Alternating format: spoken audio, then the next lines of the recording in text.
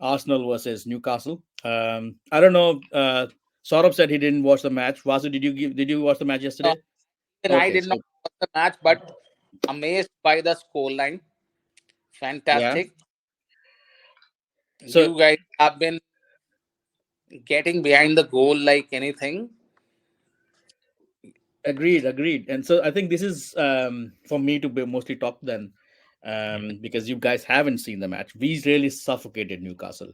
Newcastle didn't have a chance. The one goal that they scored, so they only had I think two or three attempts on the target. That's it.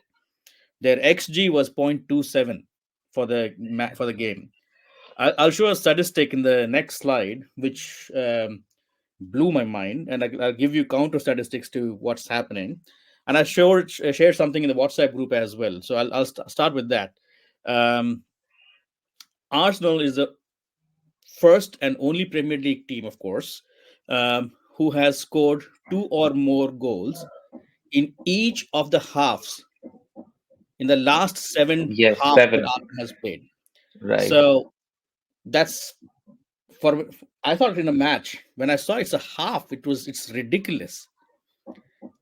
And there are halves where we have scored three or four goals as well, and this is we have just gone off the rails. We're like, and touch wood, may this continue. We really pressed Newcastle off the park. They did not have a Yeah. chance. The only You good got thing that you got Newcastle had going, sorry, you got 16 goals in last three games in Premier League as well, right? 6-0, 6-0, 4-1. 6-0, 5-0, 4-1. Yeah, six, Yeah, so 15. 15 Yeah, 15 to average 1 of five. response. It's big in Premier League with only Um, one goal, one or two goals you got. yes, since the start of this year, and this is the next graphic I wanted to show you. Hmm. Um, this is since the beginning of this year. Our XG on target is Hmm. 2.55. Um, Fewest shots faced in the league, fewest shots on target conceded, 12 shots on target, three goals since the beginning of the year. Um, we have played six games, three clean sheets. And, you know, and the next best XG on target is Manchester City. They are, I think, about 6.8 or something. So this is like a turnaround performance since the beginning of this year. Um, and I think that's where I'll stop. I won't What go do you any. think? So I want to ask you something. Yeah, What do you think? What has changed? You have not signed anyone in the winter, right? No signings were done. yeah. So what has changed in players? Is it the players? Is it the formation, or is it just that hunger to win? Well, the hunger has always been there. I think during the winter break, and I think we were lucky to get about 2 weeks continuously, then compared to other teams who had 1 week and then 1 week playing and 1 week back. Some teams did not have more than a week because of their participation in different competitions. Um, but we had about 2 weeks to go off. We went to Dubai. Um, our formations slightly changed. We played with false nine. We've moved Havertz further ahead. He's also been acting as a second striker. Additionally, Jorginho has come in certain games, and he has been terrific against likes of Liverpool and yesterday as well.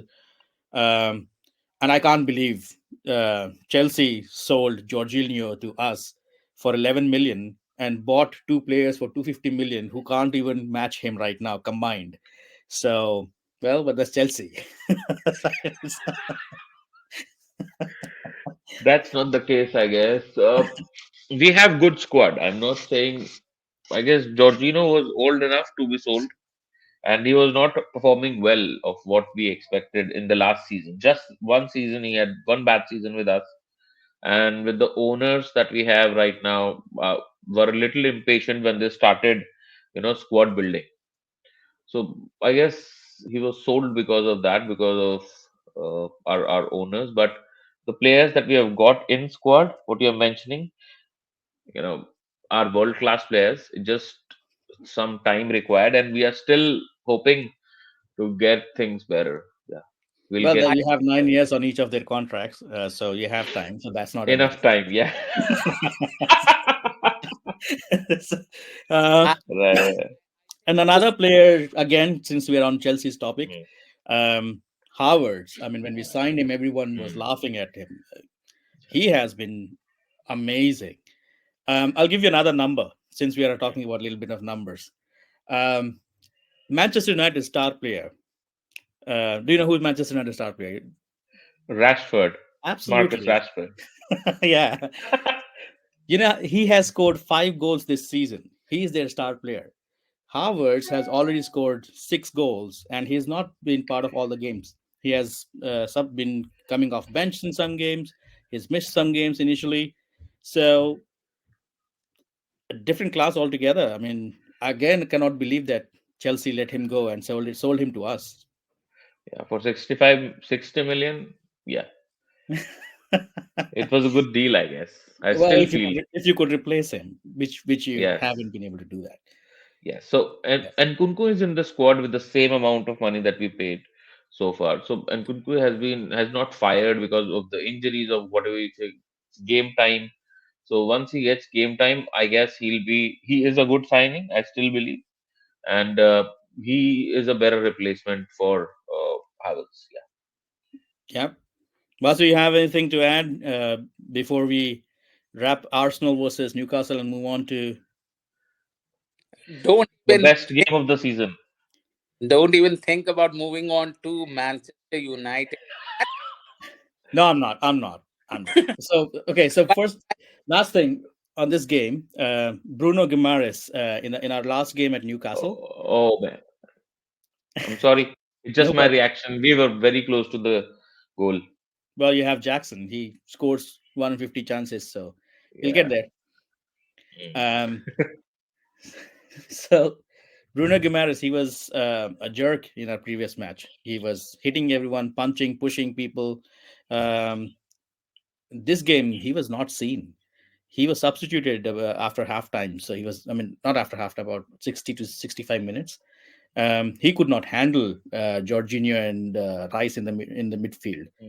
Mm. They ran circles around him. He was nowhere. Um, and that's where I would wrap up Arsenal versus Newcastle.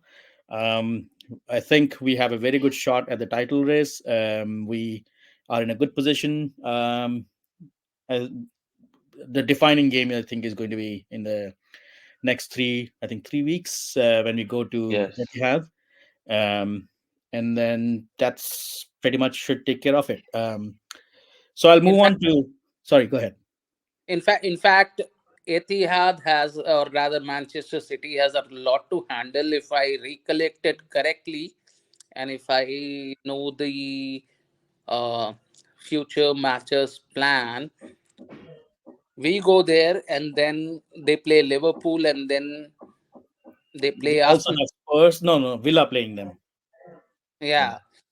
Yeah. Well, so I feel City would drop points somewhere.